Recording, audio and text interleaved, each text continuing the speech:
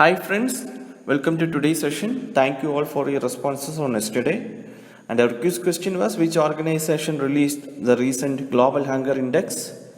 And the 2019 Global Hunger Index, which is the latest one, is prepared and published jointly by Irish Aid Agency Concerned Worldwide and German organization Welthungerhilfe. And I have seen many of you have commented answer as IFPRI, International Food Policy Research Institute. Actually, this index was initially published by US-based IFPRI only. Since 2006, they were publishing.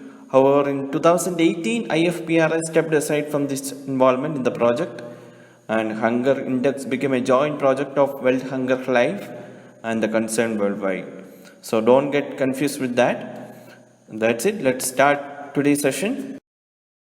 First question for the day. With regard to section 144 of the Criminal Procedure Code CrPC, consider the following statements. Statement 1. It gives power to a district magistrate on behalf of the state government to issue an order to the general public in a particular place or area to abstain from certain act. Statement 2. This order can be passed against a particular individual. And statement 3. It empowers the authorities to block internet access. Which of the above statements are correct? Option A 1 and 2 only. Option B 2 and 3 only. Option C 1 and 3 only. Option D 1, 2 and 3. And the correct answer here is option D 1, 2 and 3. All the statements are correct. It is a law written from the colonial era. It empowers a district magistrate or a sub-divisional magistrate or any other executive magistrate, especially empowered by the state government in this behalf, to issue orders to prevent and address urgent cases of apprehended danger or nuisance. For example, if there is a communal violence or any other protest is going on, then the government can impose the section 144 to prevent this. Now we will check against whom these orders can be passed. First is, it may be directed against a particular individual, and secondly, to persons residing in a particular place or area, and to the public generally. In emergency cases, the magistrate can pass these orders without prior notice to the individual. And we will see what powers does the administration have under this provision. And it directs any person to abstain from a certain act, which includes restriction of movement, carrying arms, and from assembling unlawfully. And it is generally believed that the assembly of 3 or more people is prohibited under section 144. And however, it can be used to restrict even a single individual.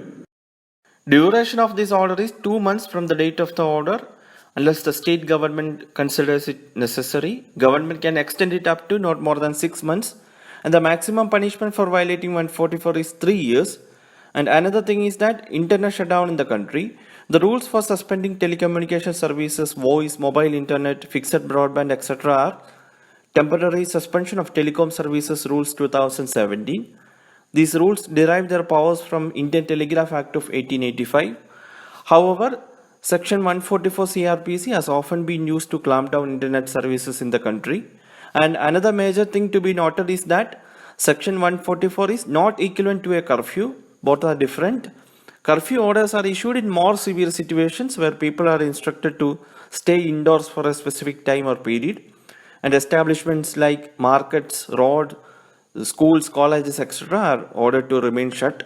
And only emergency services are allowed to run on prior notice under curfew. And there is a complete restriction on traffic as well. So be aware of the difference.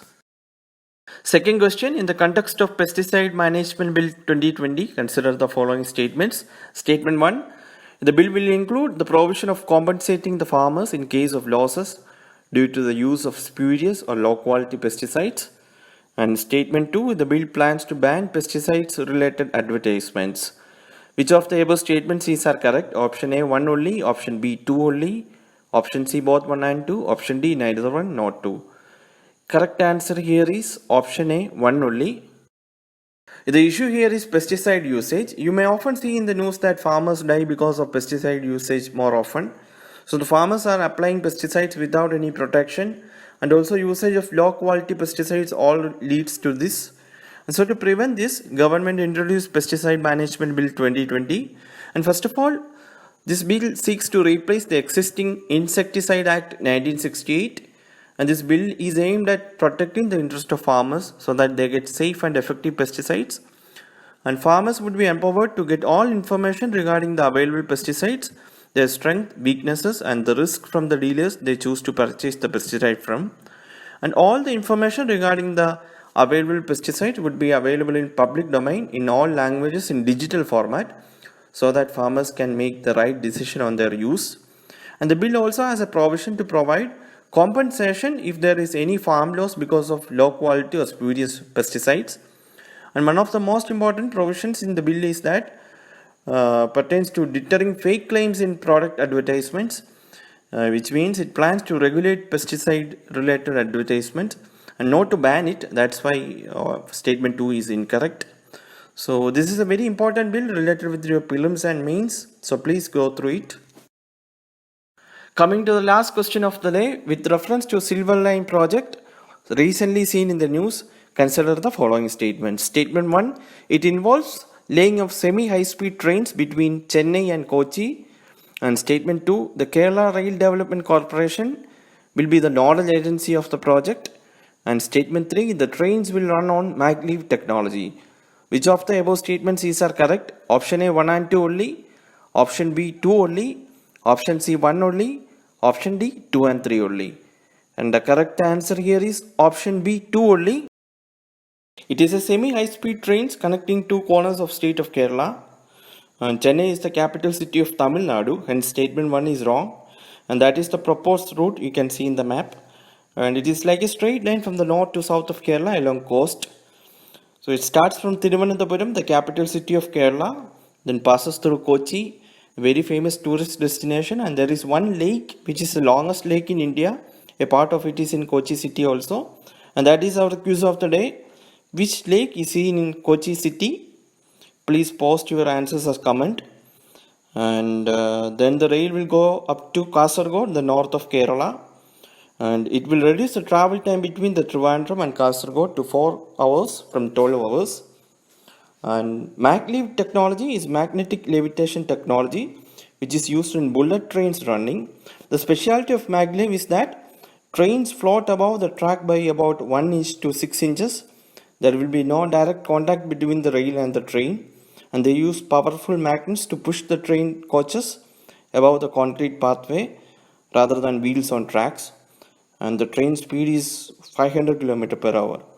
And the Silver Line project is not using magnetic levitation technology. It is a semi-high-speed rail of 200 km per hour speed.